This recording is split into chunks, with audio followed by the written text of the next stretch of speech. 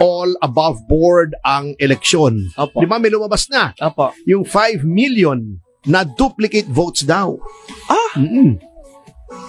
Yun ang Paktay. oo, yun ang dapat titignan. Ngayon, Yes. of course, natanggi na yung COMELEC yun. Alam nga namang aminin nila yon, di ba? Kasiraan niya yun. Pero dapat imbestigahan niya kasi ang problema sa COMELEC, pag sinasabi mong yung source code, mali, wala, didemanda ka.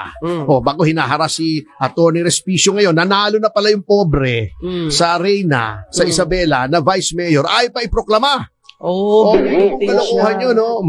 Pero marami naman na may disqualification, pinroklama naman. Oo nga. Kasi nga, di ba unang-unang nagalit sila kay Atty. Respicio nung binuking sila na pag kinonekta yung machine online, baka magkaroon ng dayaan.